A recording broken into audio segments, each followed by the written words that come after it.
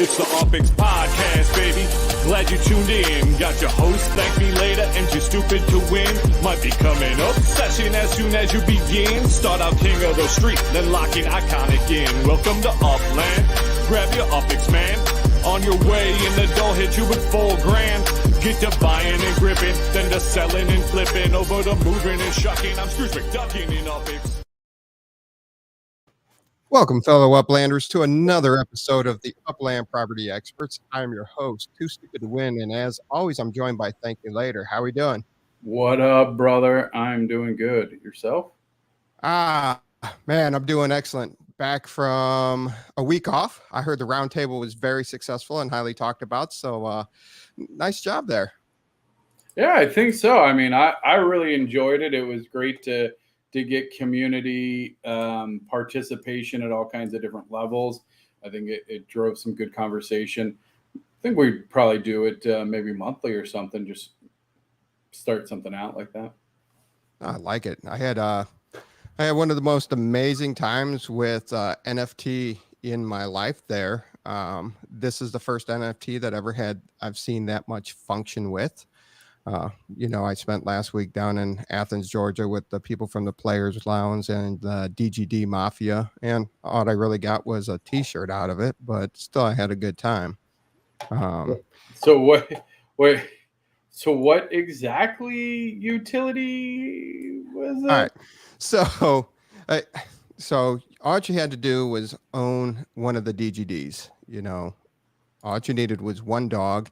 And especially with the way the marketplace is right now, you could get one for about $100 very easily.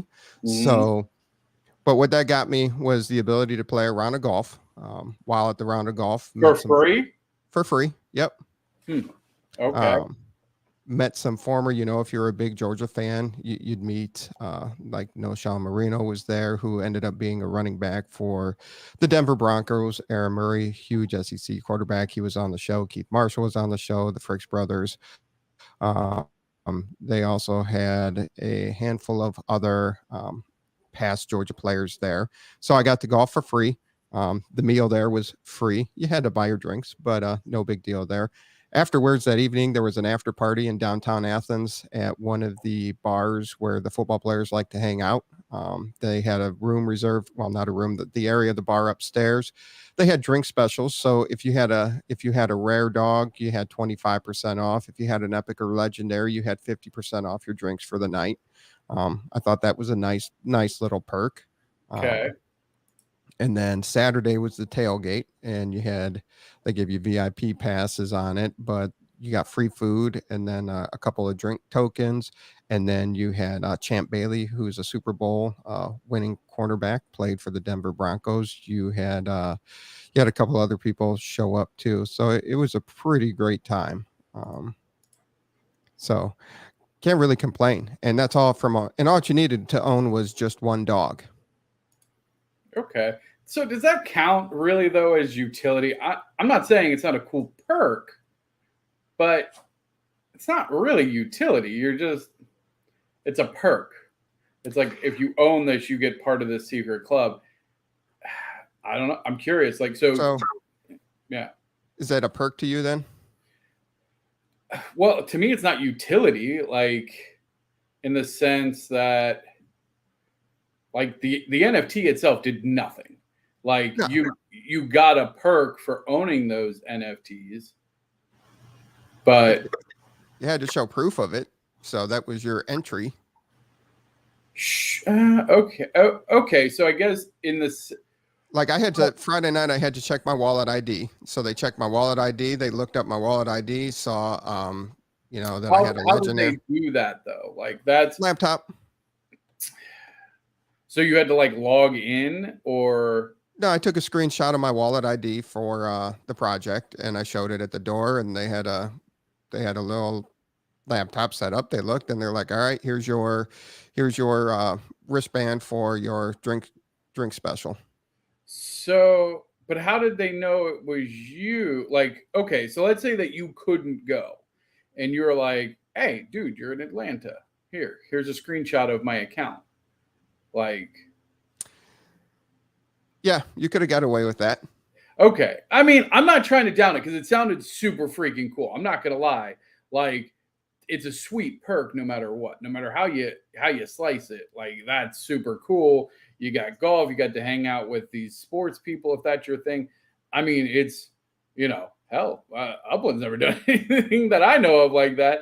But I'm just curious, like, from a utility, like, it would be one thing if like there was some sort of like code or digital check-in, because using NFTs as a mechanism of gaining entry to events or things like that is definitely a utility. But it sounds like they were just kind of like, hey, if you own these, you get a perk of doing this other cool stuff. But it doesn't sound like there's any tech behind the utility, right? Like, because like I would get excited if there was like a way, like they digitally scanned it, or, and again, like, is there, like, I would like, could your dog, like, is there like any history of like, hey, I used this dog to gain entry to this event, or these dogs attended this golfing event? Like, how freaking cool would that be? Like, that would be cool. Like, hey, here's all the events that these dogs have been to. Like, was there an opportunity for those players to again sign the dogs or like high five the dogs? Like, to me, that would be utility, and that would be super cool. Not again. No. I love the dog program. I love the dogs. If you're listening, like, I love what you're doing. I think, all good things. I mean, it's fairly new in the NFT space, in all honesty. And I mean, it sounds like the event was a roaring success. And they pulled this off with like a month and a half of planning. So yeah, I'll put that together too. They got sponsors, they got people, they had a bunch of silent auctions. Their charities were there, so you could win a bunch of stuff. I did get hooked up with this nice signed football from some of the founders, some of the founding lettermen of, not the founders of the EGD. I got that on something else, but Brock Bowers, Lad McCormick, Payne Walker, Stenson Bennett. And then you had, all these people mean nothing to you, Keely Ringo, but to some sports people, they're like, oh, wow, that's pretty cool. So, but now I think it sounds like some of the ideas that you have thrown out, hopefully that's what they're going to incorporate. They're looking to do more stuff as they get closer to the football season. So that will be interesting to see how they do that. And if they do take the technology to incorporate the utility digitally, that, hey, these dogs were here, you just, as you said. So we'll see how that plays out. Yeah, no, again, I love it. I'm glad that they're incorporating the events. I hope that they find a way to actually leverage the NFTs from some sort of utility perspective. And then the community was great too. I mean, that's super cool by itself, right? I imagine that would have been a really cool experience. And the community, and I bet you without this, a lot of these people would have never met, just like in Upland, a lot of us wouldn't meet. But there, it's more people that were around the common theme of UGA football. And I was the outsider, and they're like, whoa, you came down from Ohio for this? I'm like, well, absolutely. I said, it makes sense. It's one of the guy's fathers I was talking to. And I said, look, they did it right. You talk to some people, you have to buy Bitcoin or Ethereum and then go to this exchange and swap it for this, and then go do this so you can finally purchase this. It was simple. You could buy with a credit card, you sign up. I said, it's the easy access, and that's what it's going to take to go mainstream. And one of the guy's dads is like, yeah, I signed up and I got my dog. So, nice. Yeah, that's a true testament. If somebody's like dad, if somebody over the age of 50 or under the age of 22 can easily get into it, because I feel like the crypto space is a lot of like maybe 25 to 45. I feel like that's a sweet spot for like crypto, where, a little bit on the older side, they kind of grew up with the crypto, and then the younger, more, but at a certain point, like, I feel like it's too convoluted for like the youngins, right? Like they're too busy playing Fortnite and Minecraft. Like, it's got to be super easy. They're don't have the attention span to go through all these hoops, right? Like, and they just don't see the value. So having something like dogs and like Upland that's more accessible to, the whole spectrum, I think is really cool. And you can do it on your phone. So I know you love doing things on your phone. Well, it's not even like, because like I feel like people think that like I have like 5 computers, right? Like I have 2 or 3 Macs, a VR desktop, a gaming laptop. Like I have multiple PCs in my home, and I do quite enjoy PC gaming. But for me, the future of really major gaming is mobile. Like it really has to be compatible with mobile if it's going to be a massive success. Outside of like large MMOs, which again, I feel like they're kind of dying off. I think the next round of MMOs is really going to have to be VR. But even then, like if anybody has ever played like Skyrim VR and stuff like that, like it's fun for a little bit, but like true MMO gamers, like, dude, I'm going to play I'm going to grind for 8 to 10 hours on a weekend. I ain't wearing my VR for 8 to 10 hours. Like I'll be exhausted or like my mind blur. Like the current tech just wouldn't support it. So for me, like if you're going to really be mass market, it's got to be mobile. Yeah. And you'll like this one too, is we talked about the people coming in right now. The marketplace is seeing huge dips, and we're like, it's the people that thought they were going to 1000x here in a couple of days, and they're just getting mad and they're panic selling now. So there's a lot of great deals on the marketplace. We talked about that. Are you talking about the dogs or Upland or both? Dogs. Talking about dogs. Well, I mean, honestly, I mean, you could be talking about Upland too, because I think like I've seen definitely in the past week or so, like some crazy, dips in the market and housing prices plummeting, which I wish that would happen. And well, I don't know. It's kind of hard because I wish it kind of would happen in real life because it'd be easier to find a new home. But at the same time, like house prices are very profitable right now if you're trying to sell a home in real life. But anyway. Oh, absolutely. So it was a good time. I'm excited to see how that community grows. They have new schools coming out here pretty soon. They're going to be announcing the dates pretty soon. It'll be interesting seeing how this whole project grows and how they get how they get more utility out of their NFTs. But that's better than, anything that NBA Top Shot's done. It's better than anything Upland's done. Really? Oh yeah. I mean, Top Shots though, like I'm not, again, I got out of Top Shots like 90% of my collection back in February of last year. But for me, like Top Shots has done a great job of incorporating the scores to have different tiers to then, and the collections and which you get the freebie stuff, the infinity object. That's super dope. And, so again, like it's still the same thing as like a perk, I guess, but it's more utility in the sense of like, I guess that's really just a perk too, isn't it? It's really not utility. I mean, yeah, NBA Top Shot did give out the infinity objects. They have given out suites. People are going to playoff games. So that's cool. But, it's limited to like a handful of people at a time. This was pretty opened up. There was. So, yeah, but I feel like I would be curious to know the numbers because, like you say, sure, it was all of the dogs could participate, and where Top Shots has more limited. But I feel like the number of people in Top Shots is vastly more than the number of people in dogs. Yeah, and that's something we talked about is how, as the community grows and once the boosters and the season ticket holders understand the functionality and the interaction between the athlete, because on the Discord 3 nights a week, they're having the current Georgia football players in the Discord chatting it up, and it goes rather smooth, and it's interesting.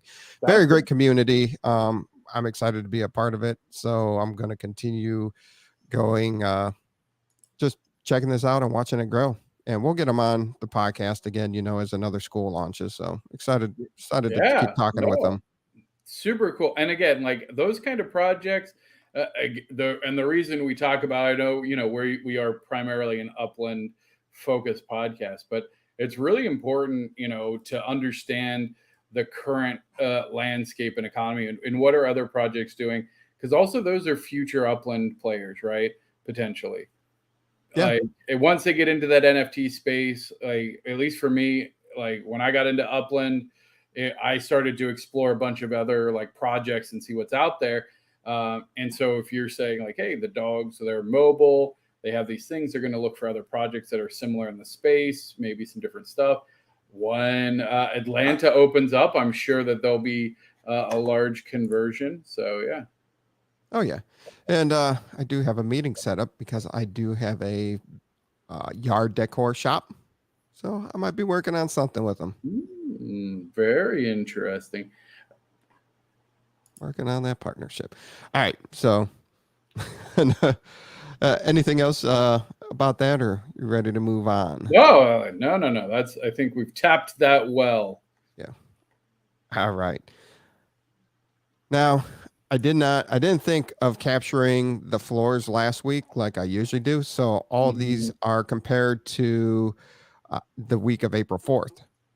Okay, so we got a 2 week. Or April 7th. I'm sorry. Yeah, 2 week. That's fine. Even though I wrote April 4th on there for Whoa, some reason. what's that jump? San Fran cash floor? Get it. Yeah, San Fran cash floor, but it was down. It was down cheap. There was a big big thing. But if you notice, Santa Clara overtook San Francisco for third place of the UPX floor. Man, that's insane. And so these prices are from the week before Queens released. So that's not, a week after Queens released to be down 12% or 13% in San Francisco, 13.5% in the Bronx, 18.5% in Rutherford, and only 5% in Manhattan. That's not bad for a city release and a tier 2 city release. We saw a bigger drop in floors for the Detroit release. Yeah, well, I think the Detroit release was like double panic of like people were still like baffled by LA not selling out immediately. And then you jump into Detroit and you're like, oh my gosh, tier 3. I think people were refreshed by Queens because, Upland understands their market pretty well, honestly. I think that they underestimate some of the growth sometimes and then they have to correct like they did. But Queens to me was a really smart launch in the sense of bringing more people to New York, which obviously has a lot of excitement around it. People wish they could have gotten into Manhattan when it opened, and that's an opportunity to get pretty darn close. So, yeah. Oh, let's see here. I'll be curious to see what this is all about. Thomas. Yeah, Thomas. Met Thomas's dad. He was one of the dads I talked to this weekend. Thomas and one of the dads. Yeah, Thomas was good to talk to. But he's also one of my he's like, hey, check out this dog on the market. So he pretty much influences me a lot to buy more dogs. He's one of those. He's like, hey man, there's a cheap one here. You should come get it. Yeah. Now is he the one look at this trait. Do you check to make sure he's not like he just like bought it and then he marks it up like $50 and he's like, hey. I bought a dog or two from Thomas though, and they were fair deals. So okay, they're legit. No, Thomas is solid. Love talking with them and hanging out of them. May or may not be a bad influence. Hey, bad influences are welcome. Pretty much all of our listeners, I feel like, are bad influences. If I'm being honest. I mean, that's why I hang out with ThankMeLater every week. Absolutely. All right. Now, the 30-day change, I found this interesting too. 30 days. So that takes us back to March 17th. So this is pre-Detroit release. Or no, it was just after Detroit release. I mean, it's not bad. Over the last month, it's been pretty steady. San Francisco's down 10%. Santa Clara is up 45%. That's interesting. How many do we have the property count on Santa Clara? Curious. Because that's one of those other small releases, right? Or like small. Yeah, it was one of the smaller ones. Total properties. Yeah, I think the other thing that people have to keep in mind is like San Francisco had thousands of properties that were like 2,000 UPX, right? So like I'm curious what the minimum markup. We should start looking at like markup prices because that's honestly how the Upland team is evaluating it, right? Like what? Anyway, we can talk about it, but I'm curious now because like Manhattan obviously is still like crazy marked up. But I'm curious now with this spike in Santa Clara. Yeah. Santa Clara has 25,500 properties. 25,000. Yeah, I mean that's nothing really. 25,000 is a very small number of properties in the scope of things. But and the only thing smaller is Rutherford. Yeah. So it only takes a couple people to do that. Yeah. The floor markup's only 123%. Yeah. Well, that's not too bad. 123%? Yeah. Well, that's actually not terrible. No. And the US dollar floor markup 62%. Okay. Well, there you go. If you want to get in, probably look at that. Yeah.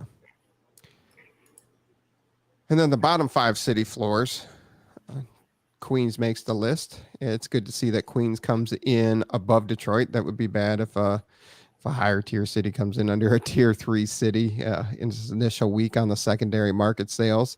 I have no data, so there's no real change from when it was released.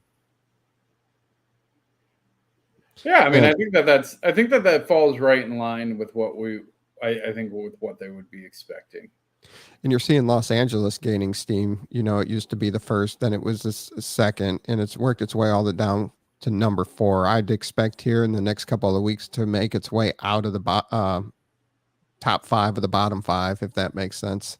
Yeah, no, I think LA might be, because like I'm curious like what the markup on those are, because there was a long time that people were selling LA under mint. Oh yeah, which is just silly.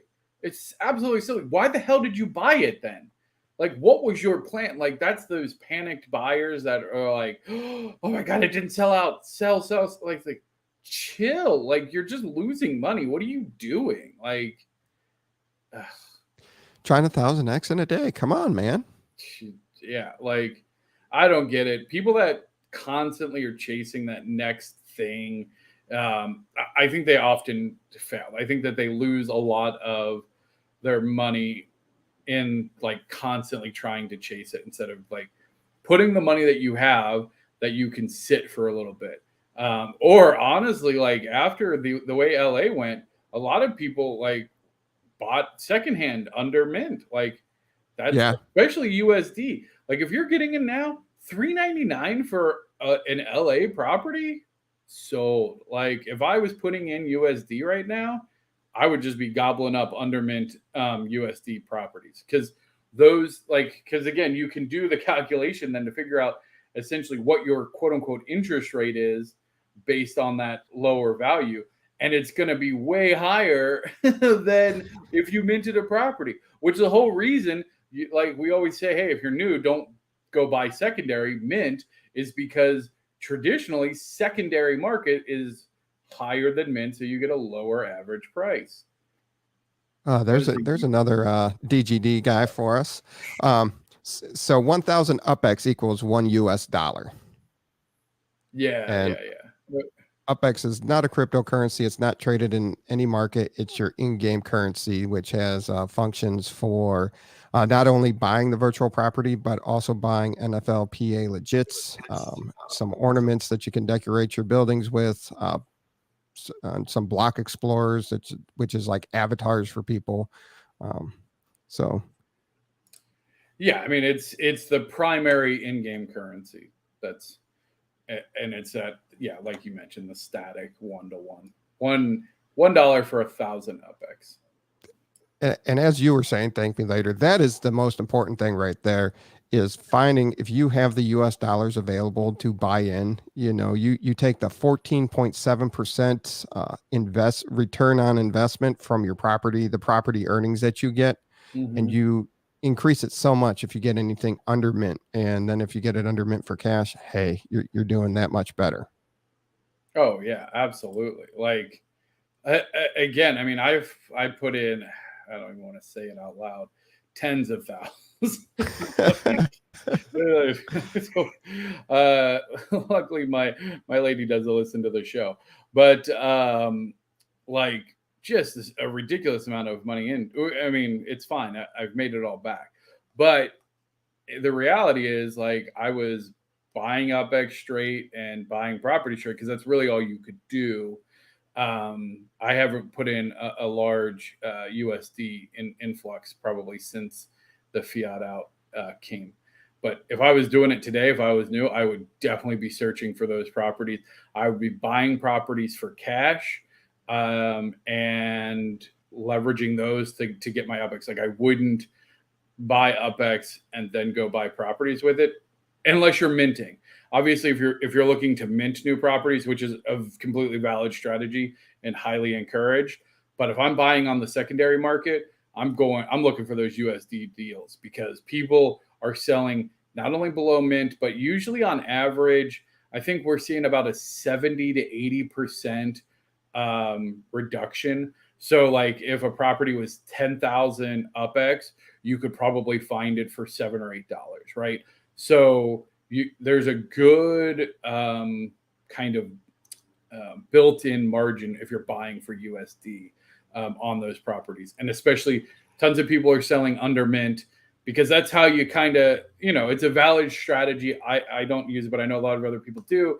Once you get a portfolio rolling and say you're getting 100,000 UPX a month, well, how do you get that out into USD? Well, the easiest way is to buy cheap properties and then sell them for USD at the floor, right? And sometimes that means taking a little bit of a loss, but people don't care. If I can turn 100,000 in my monthly interest into 80,000 or $80, my dog just like sat on all of my wires and almost knocked every camera and light right onto my face. Buddy, Hey. You're all tangled up. There you go. You know what? My dogs don't do that. And I got 18 of them. You do not. Oh, you got me there. You got me there. Well, like whatever. My dog has actual utility. Oh, my dogs have actual utility. We're not going to get back into that. Now that's the other thing. So if you have that 10,000 UPX property and you end up buying it for 20,000 UPX, your 14.7% property earning is calculated off of that original mint price of 10,000 UPX. So if you get it for $7 or $8, which will be 7 or 8,000 UPX, you just increased your property earnings. So, oh man, I thought you had done the math. I was going to be so excited and impressed. No, sorry. Somebody will do the math. Oh, well. All right. Moving on to the sold outs. Nice. Yeah. 69. This is good. To me, this is exactly where I would want things to be. Like 70% Queens. I mean, you had Queens launch and people were already like quote unquote burnt out. Obviously not. Queens launches at a 55% sellout. Like, that's good to me. Like that shows that there's enough interest in bringing in the new cities. We now have a tier 1 that still has 37% available. You got the tier 3, plenty of FSA available in Detroit. And you have, Nashville and Kansas City, they're kind of those mid sleepers, but there's a lot of interesting things going on, a lot of good communities forming in those cities. So I think people are going to be shocked, once those kind of sell out. It's probably a little bit more of a slower simmer to get it. But, I mean, New Orleans is sold out, right? So I'm curious what that market and things look like. I see Nashville and Kansas City getting there slowly but surely. Yeah. And Nashville and Kansas City have just been the slow. I was surprised how quickly Detroit got up there, honestly. I mean, Detroit, well, I think between Detroit and the car hype, I think a lot of people put probably more stake in that. Plus, again, you got to keep in mind, cheap. It is cheap. Right? Yes, that's true. So when you talk about like, hey, I want a bunch of up square, you don't get much cheaper. No. Is this our Queens? This is our Queens heat map. Oh man, that strip sold out hecka quick. Long Island. Is that what? That's not Long Island. Yeah. No way. Yeah. Are you sure? Yeah. I don't think it is. Okay, go check. Can somebody in the audience confirm? Is Long Island isn't even part of Queens? Yes, it is Is it? in this release. It's Is part of the that? collection. Oh, is it? Yeah. Yeah. I don't know why I thought I like looked at a map and like Long Island was further north. I don't think. I don't know. Sometimes it might be the creative content of Upland, but that's Long Island. Goodness. Well, I mean, it is theoretically a Long Island. I don't know if it's Long Island, though. Yeah. So if you are listening to us on the podcast right now at the 31-minute mark, you can go ahead and check it on the video on YouTube so you can see what we're talking about with the heat maps. The black is the sold out areas. The red is the areas that are getting close to selling out, and the lightest green are the areas with the most for sale. Now you have, and what we're looking at here is the properties that have FSA available and non-FSA. And the best way to utilize this is if you're an FSA buyer, look at the heat map of the non-FSA, see what's red, the darker red, the orange and the red, and buy your FSA there to flip it, because your people that can't buy FSA will be seeking those properties on the secondary market. Yes, indeed. Sorry, I'm like, now you got me like, I don't think that's Long Island, bro. Okay. I don't know. I'm not from New York, but I thought Long Island was big. It is. Goes on. That's part of Long Island, though. That's not all of Long Island. Okay. Yeah. Okay. So Long Island is like a huge thing. That's not okay. It's part of it. Sure. Sure. We'll go with that. All right. Then Los Angeles. Yeah, it's Rockaways, not Long Island. Thank you. Okay. Yes. I was going to say, because I distinctly looked that up. Yeah. Rockaway Beach area. There we go. Look, here we go. You're wrong. Long Island is not part of the release, technically. All right. The audience has spoken. You once again live up to your name. Congratulations. Hey, that's what I'm not paid to do. Oh, well, he's from New York, so there you go. Okay, then what's technically Long Island? Long Island is Long Island. What are you talking about? Get out of here. Forget about it. I don't know. I got nothing. I was just being...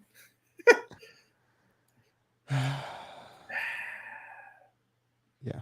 All right. Okay. Well, now that the momentum of the show is completely dead. Thanks.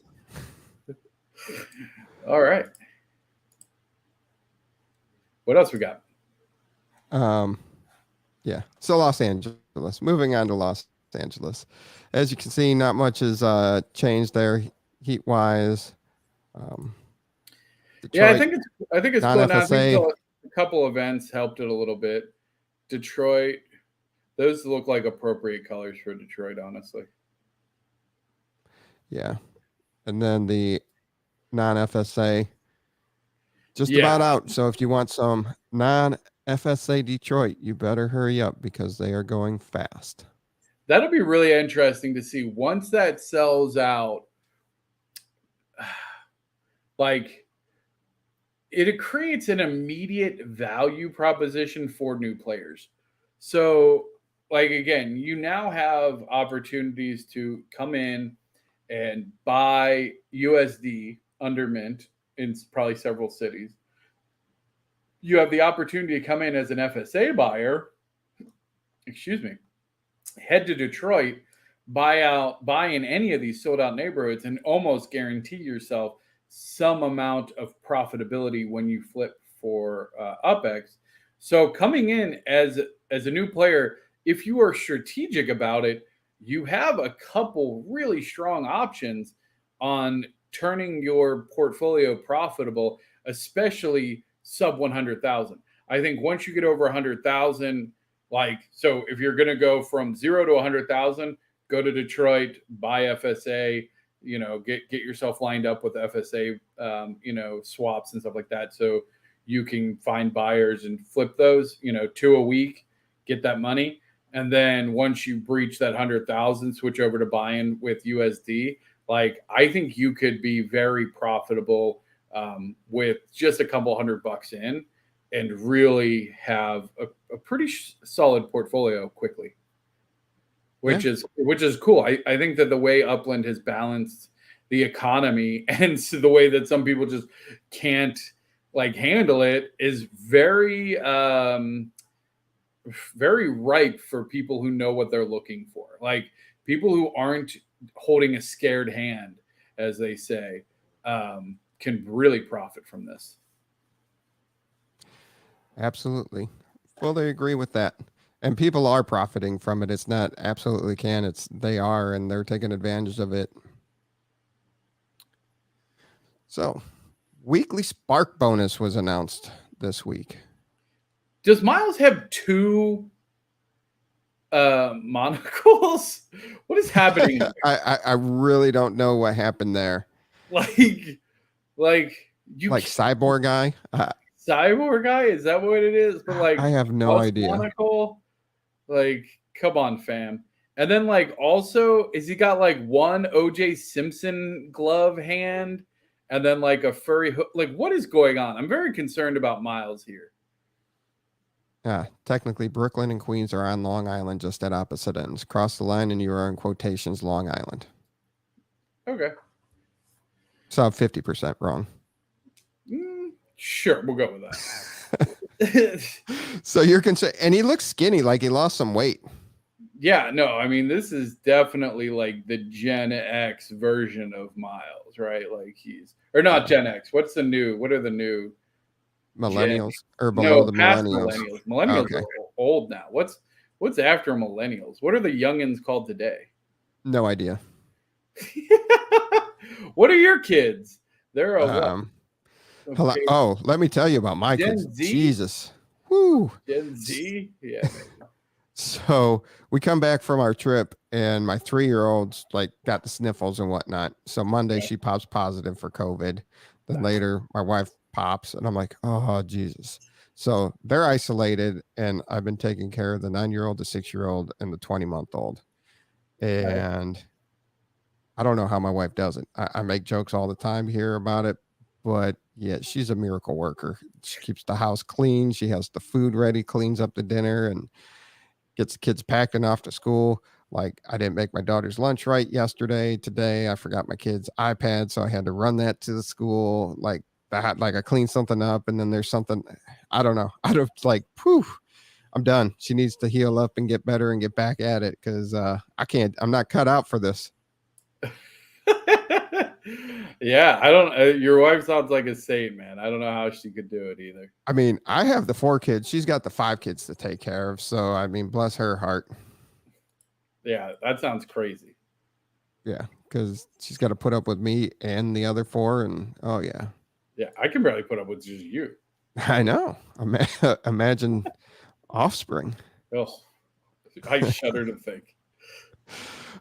Anyway, so you're concerned about Miles. We got weekly Spark bonus coming up. Yeah, no, this is cool. This is something that we've been asking for, at least for me. This is like, I just go, holy cow, guys. Like, give me a reason to log in every day, right? Like, give me something. So finally, we at least have a little taste of something. It doesn't sound like it's necessarily going to be forever, but the weekly Spark bonus probably during Spark Week. It's on and off, which is interesting because it says, please keep in mind it will not always be active. So you have to keep an eye out for when the opportunity becomes available. So even if it's active and, even if it's active and you don't log in till like Tuesday or Wednesday and you're like, oh crap, it's going on. As long as you log in for the next 7 days, you're going to get your Spark bonus. You just can't break it in that window. Yeah. So, I mean, that's interesting. So I'm curious, so do they just activate it? Because this is the first time that they've done it, right? So I'm curious, if the window is 7 days and you hit it exactly right, can you get 2 weeks out of it? Or is it just for each event, you can get one weekly Spark thing if you log in 7 days consecutively. Yeah, so say if it runs from Wednesday to Wednesday, it starts on Wednesday, so it finishes, once you hit that next Wednesday, it's not on that Wednesday, so you can't like recycle for the second time. It's just that time, and it's a minimum of 0.01, so it will add up. And I think you might be onto something that they're doing it during Spark Week would make sense. Maybe Spark Week and another week each month. It will be interesting to see how that rolls out, but definitely excited for it. Yeah, and I mean, I think they're also testing some of the mechanics because it was a little clunky at first, like logging in and then like having to click. It wasn't super intuitive, but now I mean, it seems to work pretty well. Do you know the impact of the strategy of buying props in USD you're talking about on the net worth for visitor upload status? Oh, interesting. I would assume that your net worth would be based on the mint price because there is no concept of USD. Yeah, no, I actually can almost certainly confirm that because when I have sold, because we've actually run into this at a much higher level. So, I mean, I've sold a couple properties for 10,000 USD, and those players really should have had then a net worth. I mean, that should have been instant, executive? Yeah. Like instant executive, and they weren't. So I know for a fact that the net worth will be on the mint, which, interestingly enough, for the purposes of that conversation, buying under mint will actually increase your net worth quicker than, right? Because like, let's say you buy a 10,000 UPX property for $8, your net worth would go up by 10,000, not 8,000. But in theory, then you could go find like, say, a new Queens Museum that was minted for like 20 or 30,000, but you're selling for like 20 or 30,000 UPX, but it's selling for like, I don't know, 1,000 USD or some crazy stuff.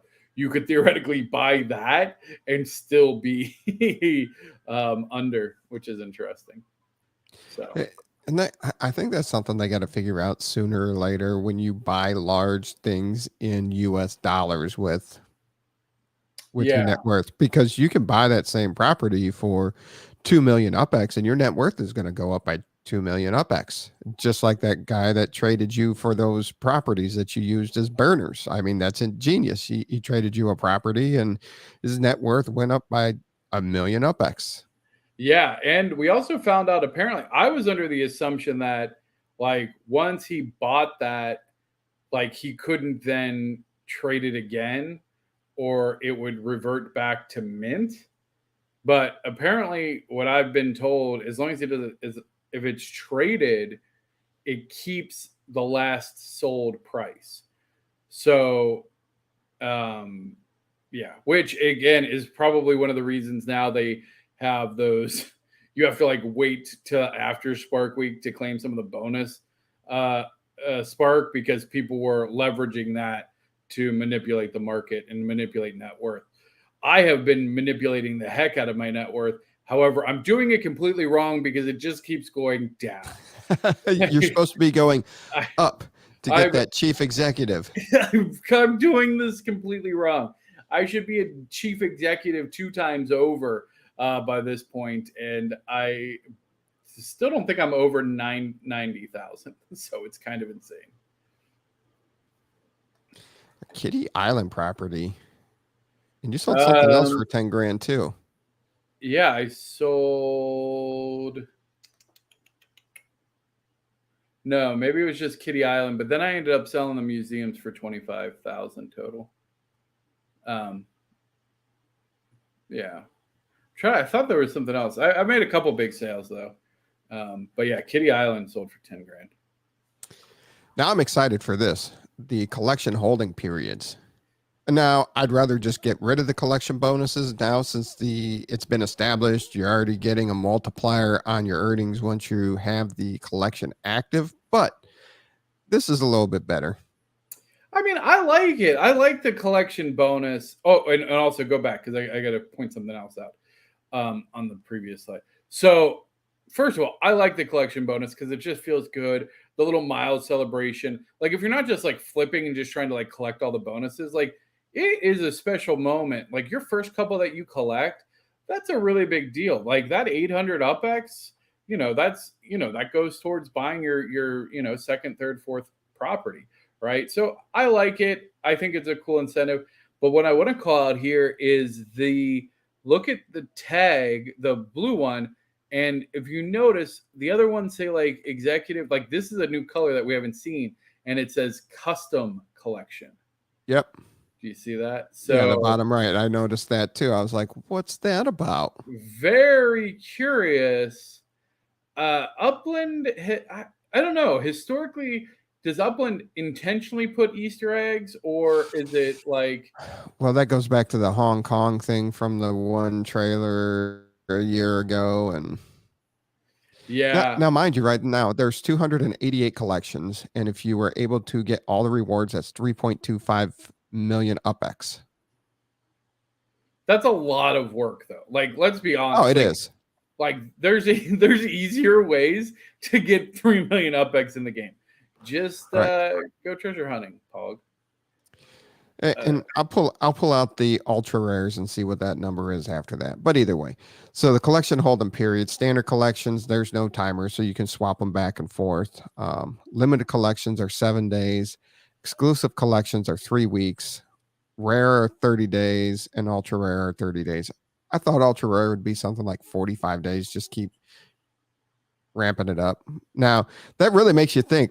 Once you give somebody, to proper or collection swap a rare property, they got to hold it for 30 days. I mean, people ghost you on a quick property swap, let alone something for 30 days. What if they lose interest? What if they forget and sell your property? Yeah, there's just no. I mean, this unequivocally, in my mind, has destroyed the market on that, which is a good thing. Good. Like, let's be honest. When I say destroy, like, I don't think. I know a lot of people did very well. I know some people even had businesses around this. And honestly, hey, I mean, I did it just to collect the tokens, which in hindsight doesn't matter anymore anyway. But like, I'm glad that they put these restrictions in. I think that they're moving towards, trying to find more sustainable ways that don't feel like almost shady, because like it didn't feel good. I don't know about, I guess some people like just wanted the free UPX, so it felt great, but like it was stressful. It was time consuming.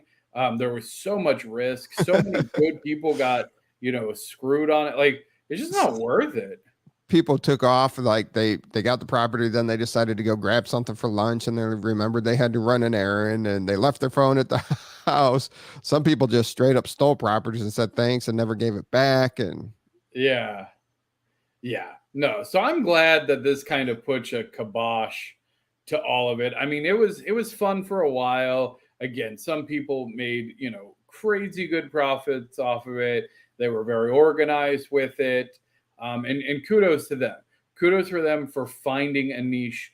I honestly think it's going to be very much, no offense, because I'm a big fan of the Spark exchanges that are out there, and a lot of great work. Shout out to UCC for all the great buildings and stuff that they do. But the reality is, I feel like there's going to be niche, like community-driven markets that eventually will be made obsolete either by changes to the game or features brought into the game, like 100 hard. Oh yeah. Yeah. So I'm happy about this change. I think it's a move in the right direction. I think it's going to slow people's anxiety about the inflation of UPX with relationship to the property swapping. So well done, Upland team. yes. So actually, we got a couple good like quality of life things. Like, no, I don't want you to say quality of life. Just like game tweaks that I think have been a long time coming. Yes. Thank you for stopping this and correcting some free flowing UPX from the economy. So 2 new block explorers go on sale. Did you see? Dude, do not tell me that I missed this. No, tomorrow. You got time. So Friday, the 22nd. Holy crap. Only $10 a piece, but only 300 each. Oh, man. Like that Miles B chain. Dude, that Miles B chain is straight fire. Yes. Straight fire. Holy cow.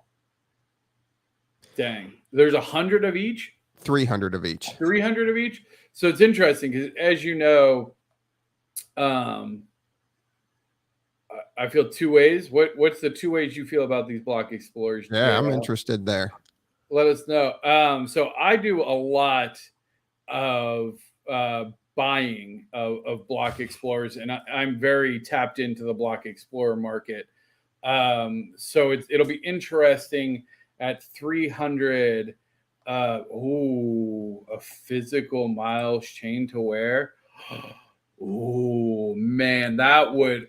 Oh, dude, if next week I just come with a big old gold Miles chain, come on, get out of here. That would be so legit. I'm gonna make that happen. I got to figure out how to make that happen. But if 300, I'm curious. Like, what do you feel like? Very cool. But what about some serious hip hop related collections or landmarks?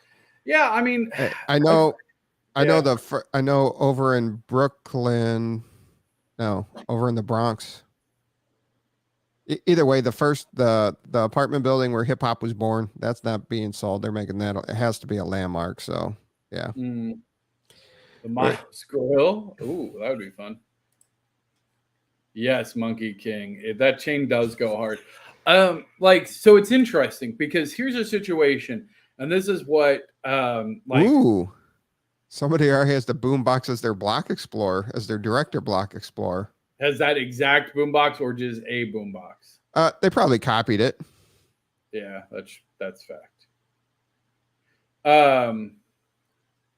So what was I gonna say? Okay, so here's a perfect example. So both these block explorers are going to come out. They're both attached to a $10 price point. Yes. And you presumably you get 10,000 UPX as well, or is it you're literally just paying $10 from that? Ooh, give me a second. I'll check on that. Okay, so they both have the same release quantity, right? 300, and let's assume they have the same price point of $10. Now, the interesting thing is we can look at these objectively and just go, yep, they should be the same value. But we know they won't be. Like the Miles B chain, I don't know, because I don't want to you don't want to like throw out a price that you'll have to buy after you don't get one. Yeah, but like that to me is way cooler and way more valuable than the boombox. The boombox is still cool, but like they're the same mint quantity, but I can tell you for a fact people are going to pay more for that Miles B chain. Yeah, you get the 10K UPX with it too. Yeah, so essentially you get a free, if you're listening, you should be getting involved in every single one of these Block Explorer sales because especially for $10, there's just no excuse not to. Like it is $10. If you're playing Upland actively, this is the best $10 that you're going to spend. There is no better $10 that will ever be offered inside of Upland versus when they're doing these Block Explorer sales, because you get to 10,000 UPX, which means you've already made your money back. Like they're giving you the 10,000 UPX. They're giving you the full value of your $10. And then you're going to get a Block Explorer that is going to sell for significantly more than 10,000. In fact, and you're going to buy a property or two. I'll buy any Miles Block Explorer 25,000 UPX guaranteed. I could guarantee you a $25,000 $25,000 UPX sale. $25,000, you'll take it for $25,000. But no, seriously. I mean, it's such a great opportunity. Like people should be really looking at those opportunities to make some money for themselves. Yeah, happy MFer. I don't think there's the first pass, the first 300. I don't think you'll be able to jump back in line for these.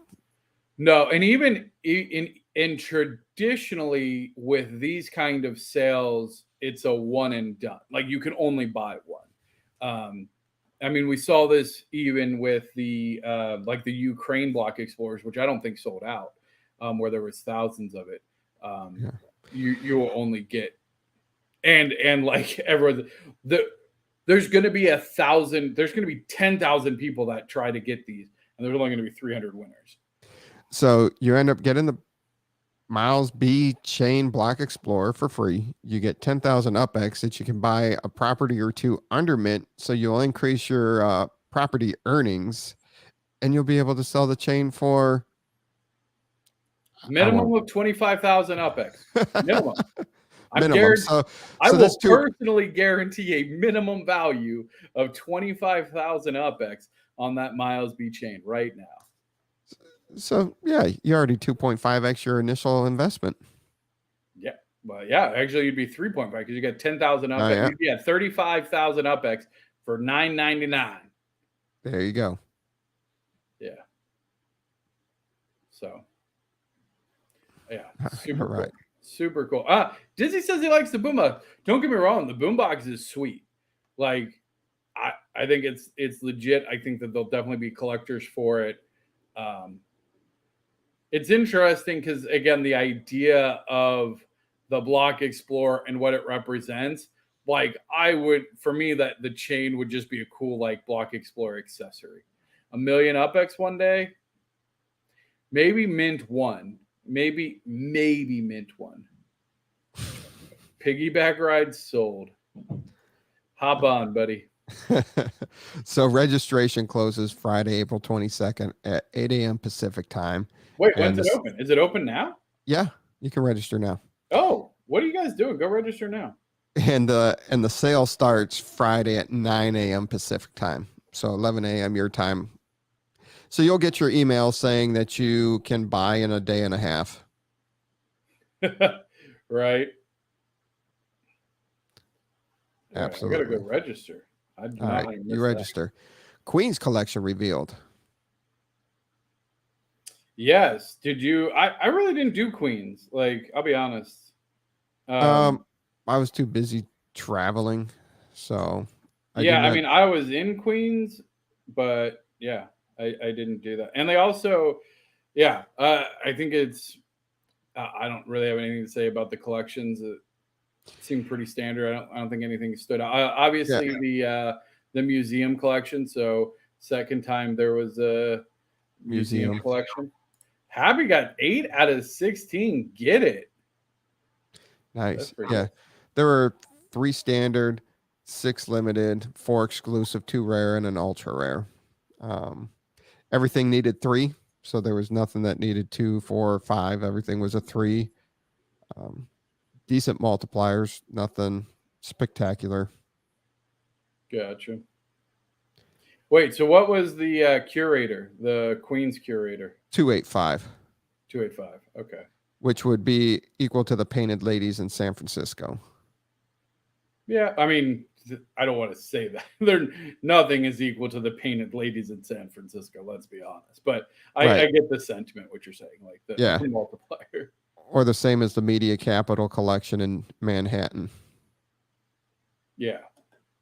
Yeah, so I mean, I know a couple people that looked into those, and I think they were selling for a couple million UPX already, like even for small size ones. It was crazy. So why is it a collector thing there that they're selling for millions of UPX? I have no idea because I think from a property earnings perspective, it makes no sense. You will never get a return on investment. So is it a collector, a scarcity thing that you have the ultra rare because it's not for the multiplier? Presumably, the idea would be that if you buy it for $2 million today, that you can sell it for $4 million in the future or more. Like, I guess, I think that there's easier ways to make money with less risk, because I honestly, I don't see I don't see a value of a multiplier above like a 7x. Like I feel like it's 7x for even for an ultra rare in a brand new city that's not a tier 1. Like I just don't see, if you bought it for 7x, in order to get 2x, you would have to sell it for 14x the mint, right? So like it gets exponentially harder to really get a large ROI after you buy secondary. So unless it's something that's meaningful to you, or you have some sort of plan for it, I don't get it. I don't see the value. The only appeal is status, I guess. I mean, that's a fair point. Like, you know, I got rid of my only yellow chip. So I don't have any yellow chip. I really don't keep many red chips either. Like, I just don't really keep a lot of collections because they're so profitable to sell. Like, because people pay a ridiculous amount. It's better for me, if I'm just looking at growing my portfolio, to sell these ridiculous marked up collections and then just go mint a bunch of other stuff. My overall monthly earnings is significantly higher than if I just held on to a handful of collections. Like, get the collections, sell them for a crazy markup, make all your money back, go mint a bunch of new properties that give you a higher base earning, and have higher, like, they will have higher return investments depending on the city. Like, I don't know. I love to see other people's strategies though, so we'll see how it plays out. I just don't understand it, other than the Hey, your words, not ours, TM. I don't need to know what you're compensated for, but I can guarantee that's why you buy so many properties. Yeah, and it just blows my mind. It has to be a status thing, because it's not like a landmark. You're not building a replica of this ultra rare on it. Yeah. Somehow the rare and ultra rares really got their ratio of sale price is just out of whack with everything else that's in a collection. Yeah, again, I mean, it's definitely an interesting status symbol, I guess. They haven't, like, if they ever announce utility around ultra rares, that would be a thing, I guess, but the only value is scarcity. Yeah. Fordham Road. Oh, I don't know why does it Fordham Road suck? That's a ultra rare, but I guess yeah. I don't know why that one sucks. Is there just a lot of them? Like, I think ultra rares are still fairly, scarce. So I don't know. Maybe I'll try and grab an ultra rare set next time. Ooh. 84 total property. 84 is still a small amount, I think. 84 properties for it. Franklin says, I mean, why do you keep the Genesis property? It would sell for more? Is it a status thing? I mean, if I got an offer, I would sell it. So, like, for a price I want, the Genesis property is 100% a status, though. Like, it literally earns 0 UPX. Like, it's the only property in the game that earns 0 UPX a month. There is literally no base value of keeping that property. It's the only one. So yeah, that's 100% a status symbol. Like, definitely. Yeah. It would only be a status symbol if I talked about it. Yes, Dizzy, indeed. But I get that. I understand why that one is valuable and why that would command a high price. But yeah, because I mean, that's true scarcity. That's true one of one. Like, it's literally a historical property to the game. And I get why landmarks. I understand landmarks, why they go for so much. And I even understand why established 2019 go for so much, because those are the first properties to be minted in the game, after the Genesis property. Yes, they're a rare collection, but it goes into that scarcity status. It goes into that collector status. But I just don't see, there's 288 collections. I'll do better breakdown of the numbers, figure out how many ultra rares there actually are. And that's the thing.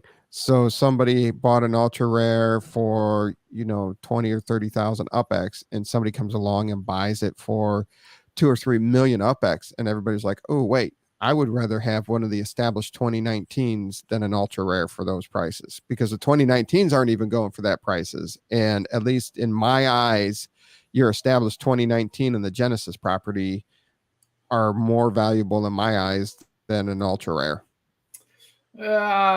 I don't know. If I had the chance between an ultra rare and a established 2019, same, like, let's say the overall like mint value and everything else was more or less the same size, same cost, same similar markups, I would probably go with the ultra rare, honestly. Versus, because the thing is, there's a lot of established 2019. Granted, they're held by a handful of people, but ultra rare is pretty cool. I mean, I'm not gonna lie. There's a part of, I want that yellow token on my character, like that's worth something. I'm not gonna lie, like it is worth something. But yeah, it is worth something.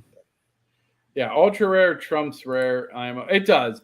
I think in this particular case, we're talking about the fact that 2019, the established 2019, is a collection that is specific to Uplands as the origin of the game. Like it's a collection that it only exists in the concept of Upland, versus like, hey, this is a popular street. Hey, this is a popular neighborhood. Hey, these are museums or firehouses or whatever it is. Established 2019 is literally like, this is a collection just based off of, these were the first properties ever minted, and they were minted in the year 2019. Like that's the only, I'm trying to think, is there any other collection that's solely based on like an Upland fact or status or anything? I think everything else is like streets and neighborhoods and like the boulevards, real life things, like counterparts. So established 2019 is the only collection that is based solely on Upland and Upland's history. And there's 619 of them. Yeah, which is, it's a fair amount. I think most of those are owned by Turbo, but right. Yeah. Yeah, but if you look at the established 2019, they're selling, well, I haven't looked lately, but their floor, I remember when I'm like, I'm not paying $500 for an established 2019, or maybe it was even $100. I'm like, they minted it for $2 and I wasn't paying $100 for it.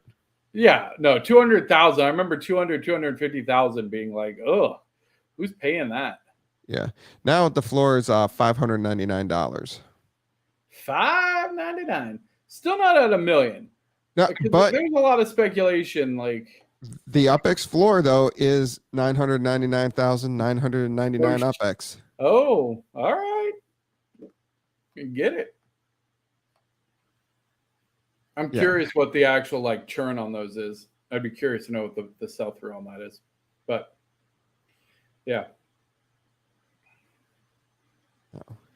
All right. So anything else on the Queen's collection reveal? No, nothing on the Queen's reveal. How's the Upland.wiki going? Yeah, Upland.wiki kicking along. If you haven't checked it out, check it out. Lots of good content. People are adding every day new entries. If you are establishing a node, I think I put the Queen's neighborhood in there. I got to double check, or Queen's City in there to be for neighborhoods and stuff. So again, it's all community driven. Sign up, it's free. Go, fill out the neighborhoods that you're in, fill out information, help contribute. I need to start doing some more stuff with it. But yeah, it's a great resource. I really like it, and I hope that you guys find value. If you have feedback on it, hit me up on Discord or Facebook or wherever we're connected. And let's talk about how we can make it better for everybody. Yeah. And make sure that you're sending me the deals that you want us to break down. Did somebody offer you a trade, or is there a trade that you're considering making and want our thoughts on it? Go ahead and send it in to me, Too Stupid to Win, on Discord, and we'll get it on the show to talk about. Also, if you want a consultation with myself and thank me later, let us know. It will be absolutely free. We'll just record it for training purposes. We can just record your audio, or if you want to join us for video, we can do that as well. Make sure you're liking and subscribing to the channel. Follow us on Twitter. And until next week, everybody be safe, have fun, and don't spend all your UPX in one place.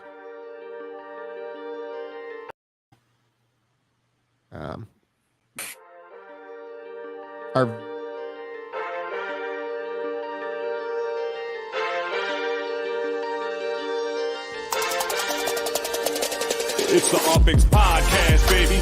Glad you tuned in. Got your host, Thank Me Later, and Too Stupid to Win. Might be coming up. Session as soon as you begin. Start out king of the street, then lock in iconic in. Welcome to Upland. Grab your UPX, man. On your way in the door, hit you with $4,000. Get to buying and gripping, then to selling and flipping. Over to moving and shucking. I'm Scrooge McDuckin' in UPX.